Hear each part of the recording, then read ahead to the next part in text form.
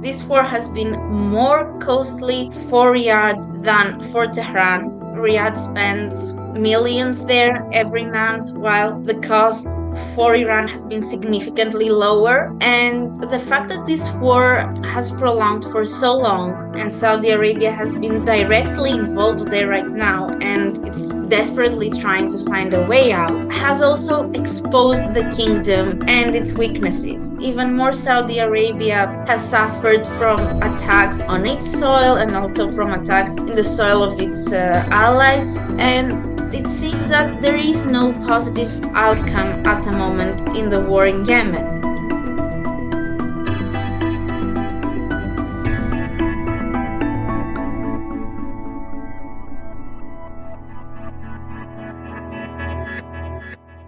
Welcome to another episode of the Diplomatic Academy, The Conversation. I'm your host, Petros Petrikos. This episode looks at the Saudi-Iranian rivalry and the ways through which this rivalry shapes the Middle East and the wider region. For this episode, we are hosting Alexandra Nikopoulou, who will be telling us a bit more about this specific topic. And hi, Alexandra, and welcome to the conversation. It's great to have you on board for this episode. Hi, Petros. It is a pleasure to participate in the episode, and I'm sure we're going to have a great discussion on this matter that defines the Middle East in the last years. Yes, absolutely. And before we get to it, I'd like to say a few words about Alexandra, who is a PhD candidate at the University of Peloponnese in Greece. Her research focuses on proxy wars, regional security, the antagonism between Saudi Arabia and Iran, and the role of great powers in the Middle Eastern subsystem. She holds a bachelor's degree in international and European studies from the University of Piraeus and an MA in Mediterranean studies from the University of Peloponnese. And since 2017, she serves as an associate researcher at the Center for Mediterranean, Middle East, and Islamic Studies. I'd like to begin by first setting some groundwork, laying down the foundations in terms of where we are situated historically, how this is linked, and why it is of relevance.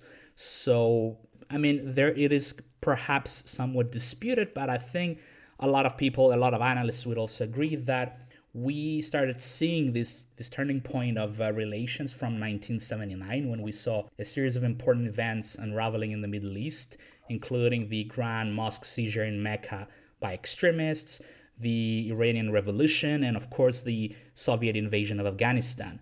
These events now matter because they've had a significant impact on not just internal Iranian and Saudi Arabian politics, but also on a wider regional and international scale, if you like, in line with what was happening during the Cold War. So how would you read these events, and how would you say that relations between Iran and Saudi Arabia have transformed from that point onwards?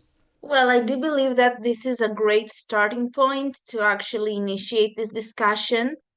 1979 and all these events signify important milestones that changed the course of history in the Middle East and in the wider region and initiated a new period in regional politics, changed the regional balance of power, and also the factors that define alliances in this particular subsystem. What I would like to note, just to give some context, is that the Iranian Saudi antagonism actually precedes 1979. Both powers existed in the system before this milestone. They were both part of the Twin Pillar Alliance that was established through the Nixon Doctrine in 1969. And they were actually competing for influence and regional leadership from that point on. So, in the 1970s, we have Saudi Arabia and Iran competing for leadership in the region, being part of the Twin Pillar Alliance. At the time, we have to note that Iran was the major player and the major pillar in this alliance with the United States. Iran was a secular regime at the time. It had a close relationship with the states, while Saudi Arabia was a more conservative regime. Religion was actually at the forefront. So the US was a bit closer to Iran. And that was also due to the fact that Saudi Arabia was also entangled in the Arab Israeli dispute at the time. So there were many instances during this period that Riyadh had to maintain a balance between its regional aspirations and its role as a leader between the Arabs and also its relationship to the United States. So the antagonism and the rivalry between the two is there prior to 1979. However, 1979 marks a very significant point where we see a very distinct change within the system. The Islamic Revolution was a watershed that defined a new era in Iranian politics and in Tehran's role in the region. It actually was a major systemic change and maybe the first successful Islamic revolution.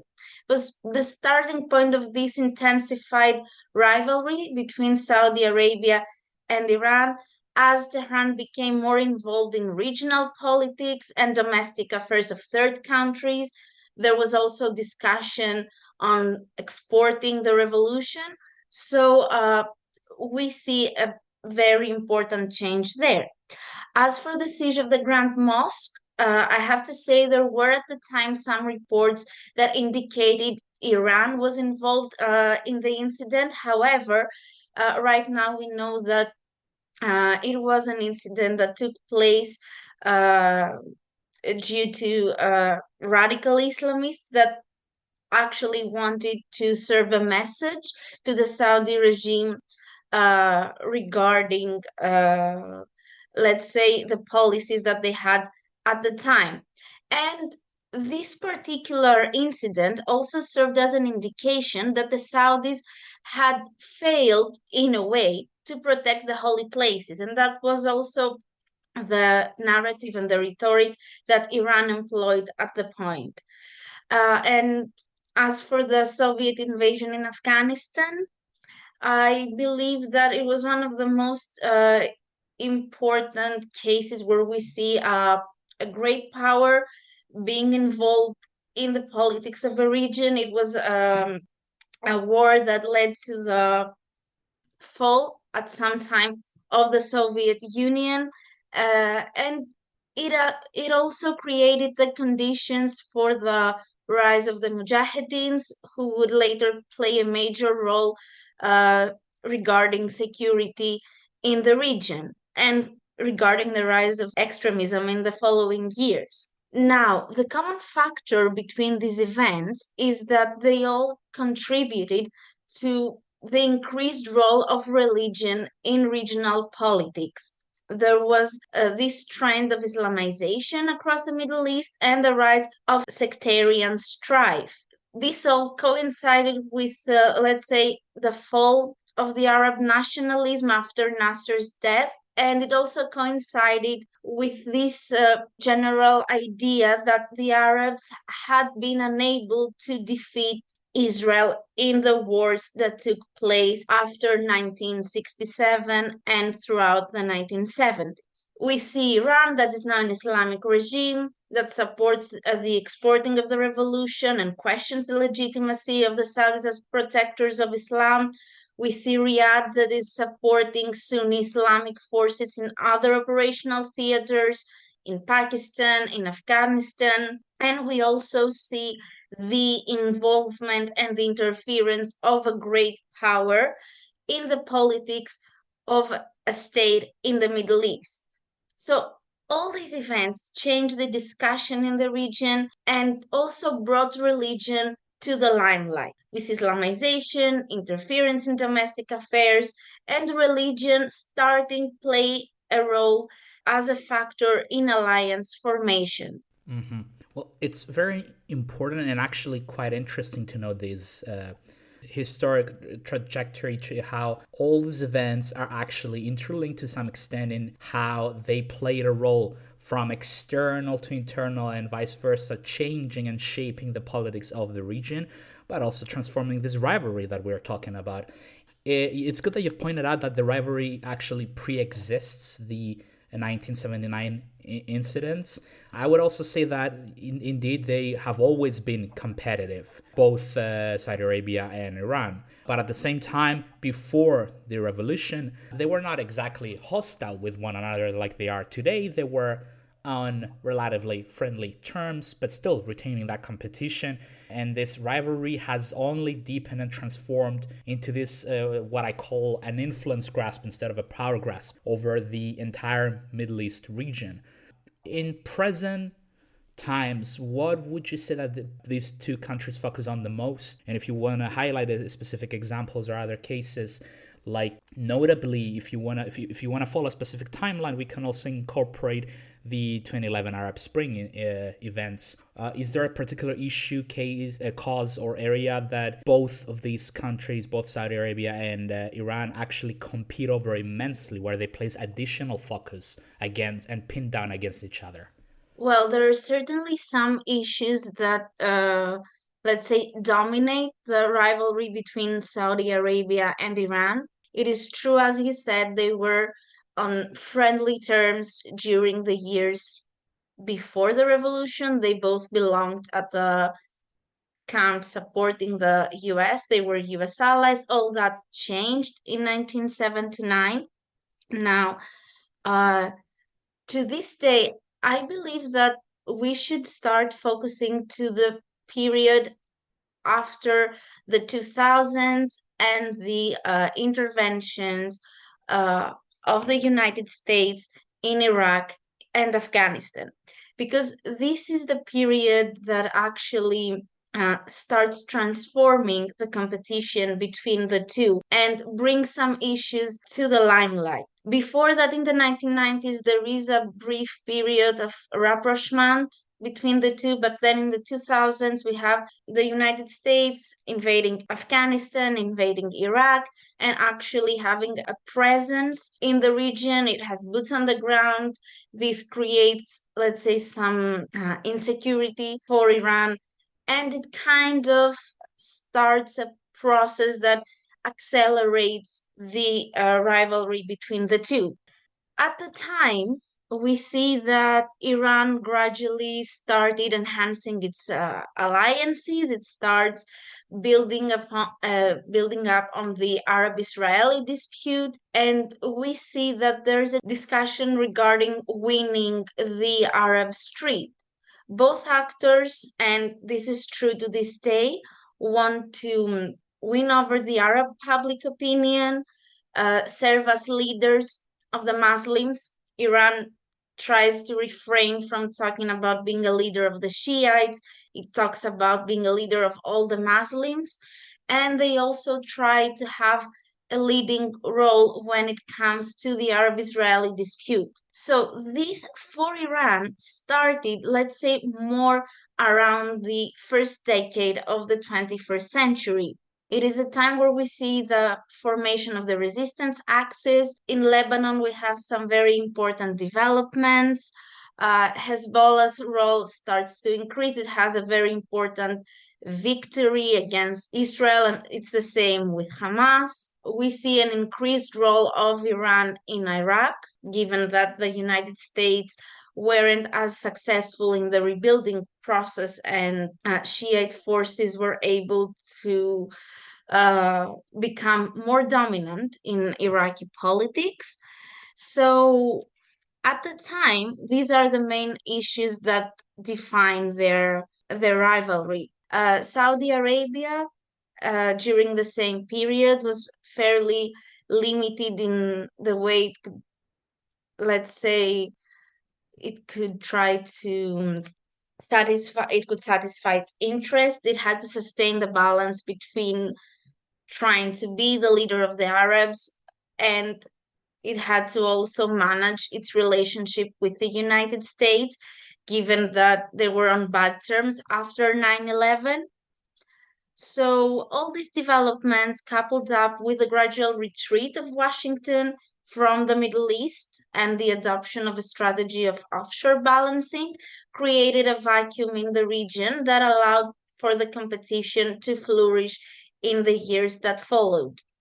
Now, focusing more to the events after the Arab Spring and to this day, we see that actually until the Arab Spring, Iran had managed to reach the peak of its power in the region, and it had managed to, let's say, outperform Saudi Arabia in most operational theaters. This changed in 2011, given that Iran would be challenged during the Arab Spring. Iran's initial reaction after the uprisings was positive. However, it quickly became clear that the Arab Spring would also deprive Iran from its friends and would also deprive it from its foes. So Iran couldn't build upon the politics of despair that it was building on in the previous years.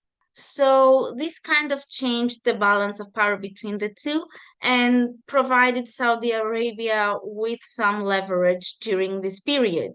So at the time, what matters most to these players, let's say that in the first decade of the 21st century, it was the Arab-Israeli dispute being the leaders of the Muslims, and of course, acquiring regional hegemony. After 2011, the Arab-Israeli dispute is not really at the top of their priorities.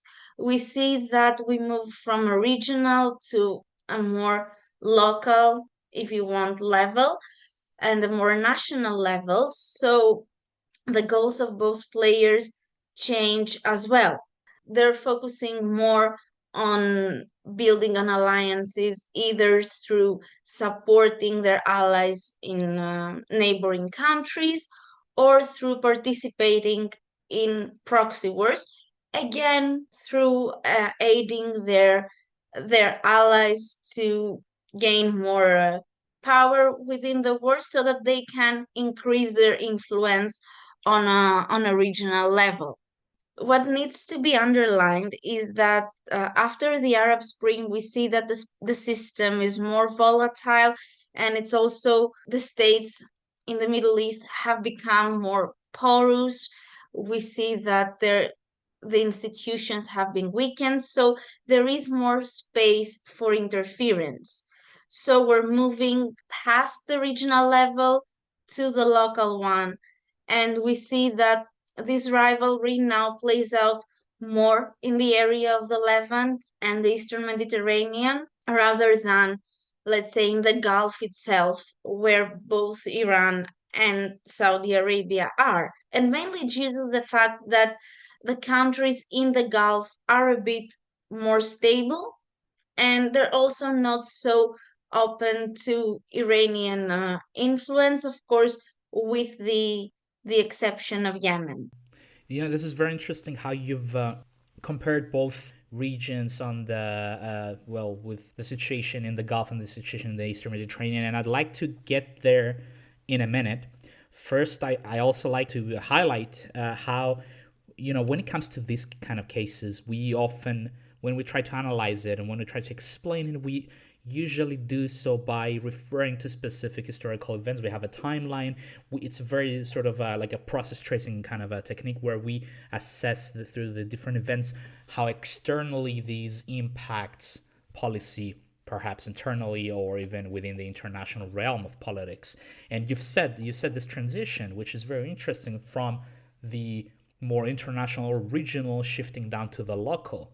And it's good to note these things, but when it comes to theory, I'm very curious about how one should or could approach this rivalry. But I mean, instead of getting into the debates, there's so many theories that we can apply for this kind of a case. How do you personally approach, theoretically speaking, this rivalry? How do you study it? How do you analyze it? Well, the center of the rivalry lies, of course, on national interest, competition, and the struggle for regional hegemony. In the recent years, it has evolved as a zero-sum game where Iran and Saudi Arabia compete for the expansion of their influence through alliance formation and through spheres of influence. So I believe that given that it also plays out in this volatile and to a certain extent anarchic system of the Middle East, I would approach the issue through the realist school of thought, and I think probably through neorealism that provides the analytical tools to better understand how this rivalry plays out. Now, personally, given that I focus more on the issue of proxy wars, in recent years, as we discussed, we've moved from this discussion on a regional level to the local ones. So I believe that the theories on proxy wars and the way the Saudi-Iranian rivalry plays out in civil wars, it is important to view it through that prism. Of course, I also look into the issue through the concept of new wars and identities, because identity has become a factor in alliance formation, given that we see that national identities have given way to subnational or even transnational ones. So this plays a great role when it comes to alliance formation. And of course, regionalism has emerged in Middle Eastern politics after, let's say, the end of the first decade of the 21st century, and it plays a great role in this rivalry, as the two powers have tried to fill in the vacuum that the US, a great power, left due to its gradual retreat from the region. So, in general, I would view it through the neorealist lens, and I also focus on the issue through proxy wars, because this is the main way this rivalry has been playing out throughout the last decade. If you want to go, if you want to extend it and go beyond the specific rivalry, if you want to, because you've mentioned the concept of identity, which is so important, and then you have at your disposal other tools to combine with that. We don't necessarily have to focus on one specific theory or approach, and it's good because this changes depending on what it is that we are studying, what it is that we are analyzing, and it's very good to hear that. But you also mentioned, you referred to, you started talking about Yemen right before we jumped into theory, and I'd like to ask you, how does the crisis in Yemen factor in when it comes to this rivalry? Yeah, I think it's very interesting and unfortunately underreported in recent days because of other significant events out there that have sort of overshadowed this. Do you feel that both Iran and Saudi Arabia have a vested interest for the situation in Yemen to unravel towards a specific direction? It's true that the civil war in Yemen is greatly underreported. It is not as well known as the one in Syria, but it does play a great role and it has a great impact when it comes to the Iranian Saudi rivalry. To be fair, Yemen has been far more important for Saudi Arabia than for Iran. The country itself suffers from several divisions, internal frictions. We see subnational, tribal, religious, and other identities that have taken over the national one. And there seems to be no sustainable solution for the resolution of the crisis, probably in the near future. The main competing factions comprised by the government that, let's say, is supported by Saudi Arabia.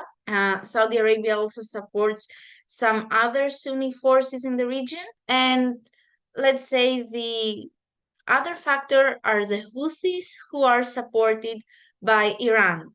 Of course, we see that there are other players as well. We have the Southern Movement that has gained support mainly from the United Arab Emirates, and some other players supported by Qatar and Turkey.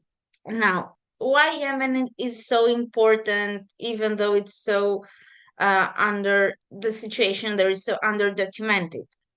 Yemen is bordering Saudi Arabia. It's, many say, the soft underbelly of Saudi Arabia. It was always considered a security threat for Riyadh, and Saudi Arabia has a history of interfering in Yemeni politics. It has engaged in border disputes with the Houthis even before the Arab Spring and before the collapse of the regime in Yemen.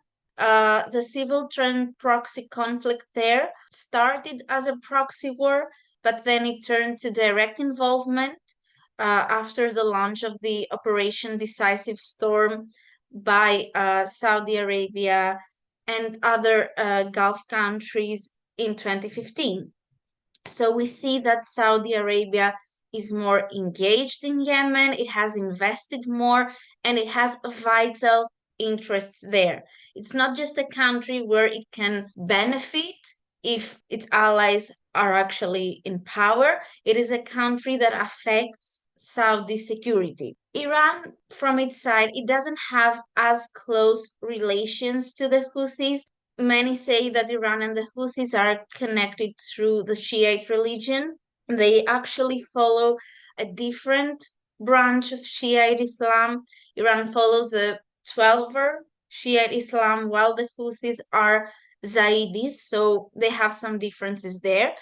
There is a certain level of support from Iran, but in the case of Yemen, Tehran is mainly happy to see that Saudi Arabia is occupied in this conflict and it's not occupied in other operational theaters that are considered more vital to Iran.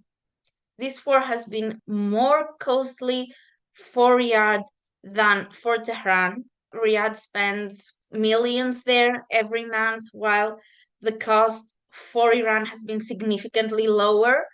And the fact that this war has prolonged for so long, and Saudi Arabia has been directly involved there right now, and it's desperately trying to find a way out, has also exposed the kingdom and its weaknesses. And even more, Saudi Arabia has suffered from attacks on its soil and also from attacks in the soil of its allies. The Emirates also suffered attacks last year and at the beginning of this year as well. And it seems that there is no positive outcome at the moment in the war in Yemen. And Saudi Arabia is still trying to find a way out from this war. So, yes, they both have, let's say, a vision for the country. Saudi Arabia would like to see this new council that has been established after the ceasefire to succeed and would like to see the Houthis make some concessions, which really did not seem very possible the last couple of months. While Iran at the moment is happy to see the situation being prolonged and seeing Saudi Arabia still being engaged in a war that is only a burden to Riyadh. Yeah, we see two different approaches, and it's Mm-hmm, quite on opposite ends. mm-hmm. So you did mention earlier as well about the situation, how different it is in the Gulf in terms of, well, not exceedingly different, but in terms of how more stable you said that the states in the Gulf are when it comes to managing the situation, whereas in the Eastern Mediterranean there are more, of course, added crises in the Levant. And my question actually relates to policymaking, specifically the individuals themselves, the policymakers, how this rivalry shapes national strategy and policy in both the Gulf and Eastern Mediterranean, respectively. How should they attempt to break down and understand this rivalry? And ultimately, why should they care? Well, in short, they should care because this rivalry affects them. Both actors have alliances within the states, particularly in Eastern Mediterranean. So every state in the Middle East should care about the way this rivalry plays out and how it affects their national politics. In recent years, we see that the competition and the rivalry for the leadership of the Middle East has moved from the Arab core, let's say Egypt, Iraq, to the periphery. So we see that there's been this shift from the core of the Arab world to the Gulf, and there's a change in the actors that actually try to claim hegemony in the Middle East. Within this context, the Saudi-Iranian antagonism has become decisive for many conflicts in the area, and we see that both actors have alliances in third countries and even in some cases of the Gulf. So this rivalry affects several issues that are central to Middle Eastern politics, such as the Arab-Israeli dispute, but also the civil wars that erupted after the Arab Spring. Understanding the Saudi-Iranian rivalry means understanding and breaking down the leverage each player has in every country, their strategic interests, the way they may affect national politics to satisfy their own national interests. And this does not mean that Saudi or Iranian allies within a country are simple tools of, let's say, Saudi or Iranian policy. And you mentioned Lebanon, Hezbollah. Uh, Hezbollah has its own agenda, as all other players. They have their own interests when it comes to national politics. Yet, it is important to identify where these interests align with Saudi or Iranian ones and where they may actually divert.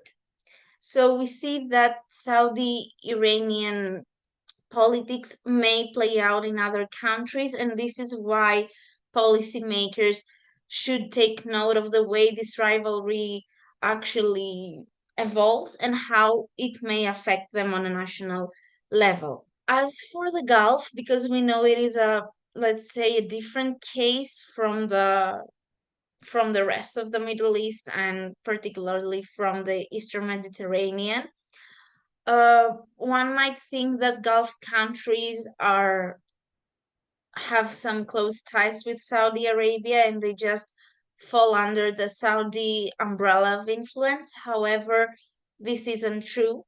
Gulf countries also try to satisfy their own interests. And on that note, they also have some relations with Iran. And I'm talking more regarding trade and in some cases in education, while we also see the case of Qatar that had relations with Iran and also had this rivalry with the rest of the Gulf that actually resulted also in the embargo against Doha in 2017. And also, we see the case of Oman that has traditionally adopted a more neutral stance in the Saudi Iranian rivalry. So, in general, it is important for policymakers to calculate the way this rivalry might affect them, but also see beyond it and see how they can satisfy their own interests within the strategic environment. So, what I would like to say is that the view that the Saudi Iranian rivalry creates clear borders between players and some camps, it's not entirely true. There are players that, even within the Gulf, that take account of this rivalry, but also try to let's say, satisfy their own goals within the system. And looking into the region in general, and I'm talking more about the Eastern Mediterranean and also the way the West might try to engage with the region and even with players from the Gulf. Western policymakers also have to consider the way that the Iranian Saudi antagonism might affect regional power balance, might affect alliance formation, and it might affect the way that they engage with the region and their potential allies from the Middle East. And in my opinion, they should utilize pragmatism while engaging with the area. They should take account of the antagonism and see how it affects them, but also not let it limit their strategic choices. That's very interesting and very insightful, Alexandra. I'd like to ask, if you don't mind me, for just for a final question. This really strongly relates to your own research, your own PhD. Could you just share a few words about what your work is currently concentrated on, just to give our listeners a better understanding of what it is that you're working on? My research focuses, of course, on the Iranian-Saudi rivalry in the Middle East, but most importantly, in the way it plays out after 2011 and the Arab Spring milestone and the proxy wars in Syria and Yemen. So I actually examine this antagonism within the spectrum of these two case studies. I focus on the way each player has tried to engage with players in Syria and Yemen, the way they're trying to satisfy their interests, whether they're following a coherent strategy or whether they're just trying to form alliances solely based on their own interests. And I'm also examining the way great powers actually play out in this equation, how they are, let's say, how they're engaging with Saudi Arabia and Iran in the proxy wars in Syria and Yemen, and in this new strategic environment that has been created in the Middle East after the Arab Spring. Brilliant. Well, I'm actually glad and delighted to hear that we had the opportunity to listen to more about what it is that you do and how this links to our theme in this episode. I'd like to, at this point, to thank you so much for your contribution, and I wish you all the best with your research. Thank you. It was a pleasure.